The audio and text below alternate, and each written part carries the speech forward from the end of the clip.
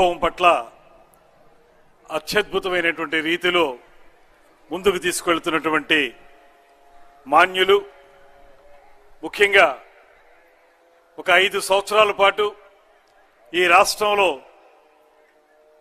కళలు, జానపద రూపాలు పూర్తిగా అడుగంటిపోయినటువంటి సందర్భంలో సంవత్సరన్నర క్రితం తిరిగి 4వ పర్యాయం ముఖ్యమంత్రిగా పగ్గాలు చేపట్టిన నాటి నుంచి ఈ రాష్ట్రంలో ఉన్నటువంటి కళా ప్రభావాన్ని ముందుకు తీసుకెళ్ళటానికి, పర్యాటక రంగాన్ని అన్ని విధాలా కూడా పరిగెట్టించడానికి ఉద్యుక్తులై మా అందరికీ కూడా మార్గదర్శకులుగా, దిక్సూచిగా నిలబడినటువంటి ముఖ్యమంత్రి వర్యులు శ్రీ నారా చంద్రబాబు నాయుడు గారికి మన అందరి తరపున కూడా ప్రత్యేకమైనటువంటి ధన్యవాదాలు తెలియజేస్తా ఉన్నా. అదేవిధంగా ఈనాటి ఈ కార్యక్రమానికి ముఖ్య అతిథిగా విచ్చేసినటువంటి his excellency European union ambassador Herve Delphin గారికి, అదేవిధంగా వేదిక మీద ఉన్నటువంటి special chief secretary Ajay Jain గారు, విజయవాడ పార్లమెంటు సభ్యులు శ్రీ చిన్ని గారు, శాసనసభ్యులు యార్లగడ్డ వెంకటరావు గారు, ఆంధ్రప్రదేశ్ రాష్ట్ర టూరిజం కార్పొరేషన్ చైర్మన్ బాలాజీ గారు, అదేవిధంగా సృజనాత్మక అకాడమీ చైర్పర్సన్ శ్రీమతి తేజస్విని గారు, ఇవాళ ఈ కార్యక్రమానికి అన్ని విధాలుగా కూడా సహకరిస్తున్నటువంటి టీమ్ వర్క్స్ సిఇఓ శ్యామ్ గారు, అదేవిధంగా Andhra Pradesh tourism development corporation MD Shrimati Amrapali గారు, ముఖ్యంగా ఇక్కడికి పెద్ద ఎత్తున విచ్చేసినటువంటి 50 మంది విజయవాడ పరిసర ప్రాంతాల్లోని ప్రజానీకు అందరికీ కూడా నమస్సుమాంజలి తెలియజేస్తా ఉన్నాను. ఇక్కడ పెద్ద ఆడిటోరియం లేదు, అందమైనటువంటి గోడలు లేవు.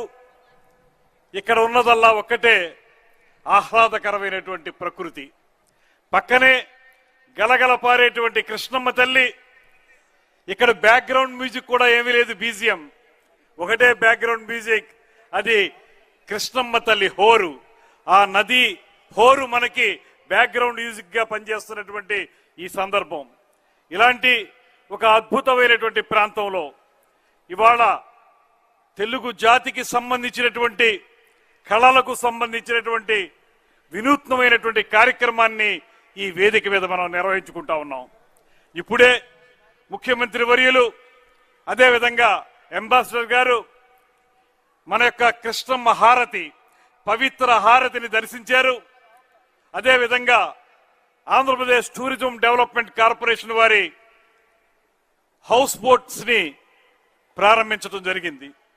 దీంతో పాటు రాబోయే 2-3 రోజులు 8, 9, 10వ తారీఖుల్లో విజయవాడ కేంద్రంగా ఒక పక్కన భవానీ ఐలాండ్, మరో పక్కన బెరం పార్క్, ఈ 2 ప్రాంతాల్లోనూ కూడా తెలుగు భాషకు సంబంధించినటువంటి సాహిత్యం, కళలు, జానపద కళారూపాలు, డ్రామా, వాటితో పాటు సినిమా, వీటన్నిటి మీద కూడా అద్భుతమైనటువంటి ప్రదర్శనలు జరుగుతాయి.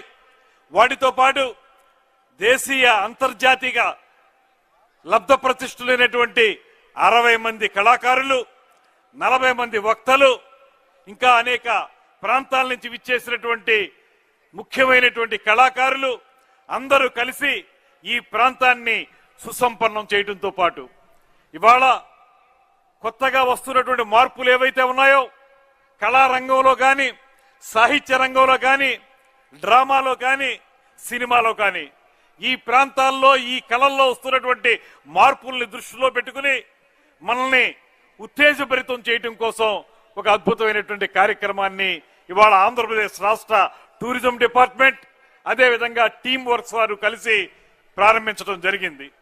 మీ అందరికీ నేను మనవి చేస్తున్నాను, ఒకప్పుడు మనకి కేవలం వ్యవసాయంలో మార్పులు, పరిశ్రమల్లో మార్పులు, ఇన్ఫర్మేషన్ టెక్నాలజీలో మార్పుల గురించే ఎక్కువగా మనం మాట్లాడుకున్నాం. ఇవాళ అలా కాదు, క్రియేటివ్ ఎకానమీ గురించి, సృజనాత్మకమైనటువంటి మార్పుల గురించి ఎక్కువగా మాట్లాడుకునేటువంటి పరిస్థితి ఉంది. ఇవాళ ముఖ్యమంత్రి గారు కూడా పదే పదే మాకు చెప్పేటువంటి మాట, క్రియేటివ్ ఎకానమీ గురించి. కేవలం మనం కొన్ని రంగాలకే పరిమితం కాదు, ఇవాళ సృజనాత్మకత అనేది ప్రతి వారిలోనూ కూడా బాగా పెరుగుతున్నటువంటి సందర్భంలో దానికి సంబంధించి ఈ ఎకానమీని ఎలా ముందుకు తీసుకెళ్ళాలి. దాంతోపాటు ఎన్నో ఇజాలు మనం చూసాం, అన్ని ఇజాల కాలం చెల్లిపోయింది, మనకు మిగిలింది ఒకే ఒక్క ఇజం, అది టూరిజం అనేటువంటి మాటను కూడా ముఖ్యమంత్రి గారు పదే పదే చెప్పడం. ఇవన్నీ కూడా ఇవాళ ఈ రాష్ట్రంలో కొత్త విధానాలకి నాంది పలికినటువంటి సందర్భంలో ఒక కీలకమైన దశలో రేపు సంక్రాంతి పండుగ జరుపుకోబోతున్నటువంటి శుభ సందర్భంలో ఇవాళ టూరిజం డిపార్ట్మెంట్ అదేవిధంగా టీమ్ వర్క్స్ వారు కలిసి ఇక్కడ ఈ కార్యక్రమాన్ని ఏర్పాటు చేసుకున్నాం. మీ అందరికీ కూడా నేను మనవి చేస్తున్నాను, కేవలం ఈ కార్యక్రమంలో మాత్రమే కాదు మీరు పాల్గొనేది, రేపటి నుంచి జరిగేటువంటి అనేక కార్యక్రమాలు ప్రదర్శనలు జరుగుతాయి.